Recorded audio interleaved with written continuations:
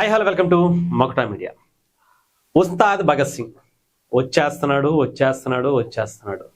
వచ్చిన తర్వాత ఎలా ఉంటుందో ఏమో తెలియదు, కానీ ఆ సాంగులు ఏంటండి.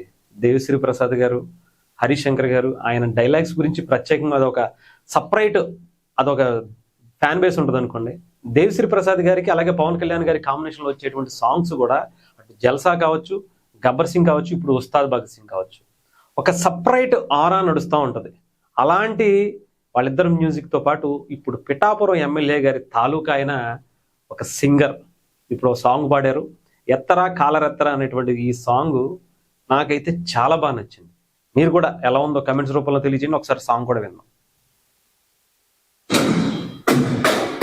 ఇది జస్ట్ చిన్న ప్రోమోనే, సాంగ్ పూర్తిగా కూడా రాలేదు.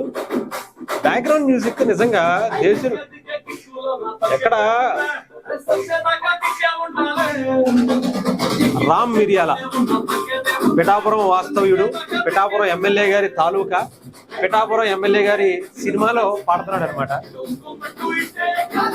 ఈ స్టెప్ అయితే మాత్రం నాకు బాగా అనిపించింది, చాలా బాగా. అసలు చిన్న స్టెప్పే కానీ అసలు చూడండి ఎంత క్లాస్ లుక్ ఉందో, ఎంత వైబ్ క్రియేట్ చేస్తుందో. ఆ బ్యాక్గ్రౌండ్ మ్యూజిక్ కూడా చూస్తే దేవిశ్రీ ప్రసాద్ గారు నిజంగా పవన్ కళ్యాణ్ గారు అంటే ఒక ప్రత్యేకమైనటువంటి అభిమానంతో ఎందుకో ఒక సపరేట్గా వెళ్ళిపోతారేమో. ఆయన సినిమాలంటే, ఆయన సినిమాకి మ్యూజిక్ ఇవ్వాలంటే అనిపిస్తుంది.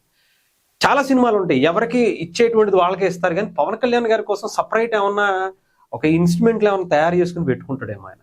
అలా తయారైంది నాకు తెలిసి. అందులోనూ పైగా పిఠాపురం వాస్తవుడైనటువంటి రామ్ మిరియాల ఆయన సాంగుల గురించి మనం ప్రత్యేకించి చెప్పాల్సిన అవసరం. కరోనా అప్పటి నుంచి చాలా ఫేమస్ అయ్యాడు ఆ గొంతు కూడా.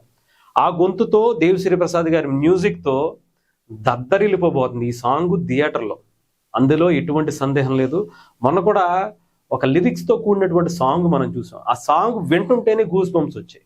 ఇప్పుడు ఈ సాంగ్ కూడా నాకు తెలిసి చెప్తున్నాను కదా, థియేటర్లో కూర్చోవటం అనేది జరగకూడదు అనేటువంటి ఒక పగ సినిమాకి సంబంధించిన యూనిట్ అందరూ పెట్టేసుకున్నారు. ఒక పక్క పవన్ కళ్యాణ్ గారు మామూలుగానే ఆయన కంటెంట్ అసలు కట్అవుట్ అక్కడ కనబడితేనే చాలు ఒక రేంజ్లో పిచ్చెక్కిపోద్ది. అలాంటి దానికి తోడు హరిశంకర్ గారి మార్క్ డైలాగులు ఒక రేంజ్లో ఇచ్చి పడేశారు. ఇప్పటి వరకు ఆ గబ్బర్ సింగ్కి సంబంధించినటువంటి ఆ డైలాగ్స్ ఇప్పటి వరకు వదల్లా.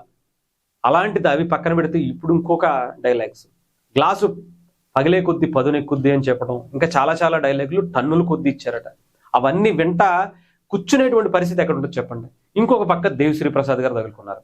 ఓ పక్క బ్యాక్గ్రౌండ్ మ్యూజిక్ కోసం తమన్ గారు దిగుతుంటే ఈయన సాంగులతోనే దడపుట్టిచ్చేలా ఉన్నారు. ఇలాంటి సాంగ్స్ ఇస్తే ఎవరు కూర్చుంటారు చెప్పండి. థియేటర్లో పవన్ కళ్యాణ్ గారి సినిమా వస్తుందంటేనే కూర్చుని చూసేవాళ్ళే చాలా మంది తక్కువ.